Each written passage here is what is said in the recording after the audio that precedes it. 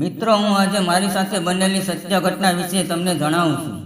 મારું નામ રોહિત છે. હું 22 વર્ષનો છું. મારા કાકી અમારા ઘરે એક અઠવાડિયું રહેવા આવી હતી. તે સમયે હું એકલો હતો. મારા માતા અને પિતા બંને 2 દિવસ માટે ગામમાં ગયા હતા. પછી તે આવી. કાકીએ બેલ વગાડ્યો અને જોયું તો મારા સપનાની રાણી મારી સામે ઊભી હતી. કાકીને જોયા પછી મને ખૂબ આનંદ થયો હતો અને કાકી અંદર આવ્યા પછી મને પ્રેમથી ગળે લગાડ્યો હતો. તે મારાથી અલગ થઈ ગઈ અને સોફા પર બેઠી. હું તેના માટે પાણી લઈ આવ્યો અને પછી તેણે મને મમ્મી પપ્પા વિશે પૂછ્યું. મેં તેને કહ્યું કે તે ગામમાં ગયા છે. હું તેના બેડરૂમમાં લઈ ગયો અને તેના કપડાં બદલવાનું કહ્યું. હું બહાર આવ્યો પણ એક ગડબડ થઈ ગઈ અને તે દરવાજો ખુલ્લો રહી ગયો. મને ખબર ન હતી કે મારી આંટી બાથરૂમમાં ગઈ હતી. ફ્રેશ થઈને કપડાં પહેરી રહી હતી. પછી તેણે નાઇટી પહેરી હતી. હું છુપાઈને તેને જોઈ રહ્યો હતો. જ્યારે હિરલ બહાર આવી ત્યારે હું તેને જોઈ રહ્યો હતો. મેં કહ્યું, ચાલો આજે જમવા બહાર જઈએ. હિરલ તરત જ રાજી થઈ ગઈ અને તે ફરીથી કપડાં ચેન્જ કરવા ગઈ. મેં કપડાં બદલ્યા. તેણે ફરી કાળી સાડી પહેરી હતી. મેં બાઇક કાઢી અને અમે બંને જમવા બહાર ગયા. તેણે મારાથી થોડે દૂર મારી પાછળ બેઠી હતી. મેં સ્પીડ બ્રેક પર બ્રેક દબાવવાનું શરૂ કર્યું. પછી તે મને પકડીને બેઠી.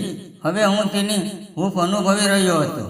અમે બંનેએ ભોજન લીધું અને પછી અચાનક ભારે વરસાદ આવ્યો. અમે બંને ખૂબ ભીના થઈ ગયા હતા. ત્યાં સુધીમાં મેં એક શેડ વિશે ગાડી રોકી અને આ સમયે આંટી જાણે કે વરસાદની રાહ જોવા લાગી.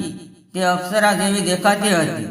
તે સંપૂર્ણ ભીંજાઈ ગઈ હતી અને એવું લાગતું હતું કે તેની સાડી તેના સુંદર શરીર પર ચોંટી ગઈ હતી. મેં તેને કહ્યું કે આજે મારું સપનું પૂરું થવાનું છે.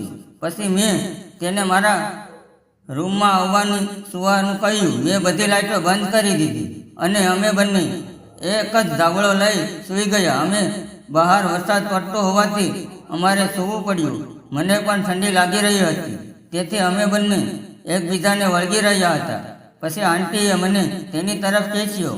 હું તેનો ઈશારો અને ઈરાદો બંને સમજી ગયો અને મેં પણ તેને ખેંચી લીધી મારી તરફ અને તેણીની સાથે મસ્તી કરવા લાગ્યો. આંટી પણ મારી સાથે મસ્તી કરવા લાગી અને તેણે મને પ્રેમ કર્યો અને લગભગ 30 મિનિટ સુધી અમારા બંને વચ્ચેની મસ્તી ચાલી. અમે બંને ખૂબ જ થાકેલા હતા. તેથી અમે બંનેની રાતે સારી એવી ઊંઘ લીધી. તો મિત્રો, વિડીયો પસંદ આવ્યો હોય તો વિડીયોને લાઈક અને ચેનલને સબસ્ક્રાઈબ જરૂર કરજો. ફરી મળીશું એક નવા વિડીયોમાં. ત્યાં સુધી આવજો.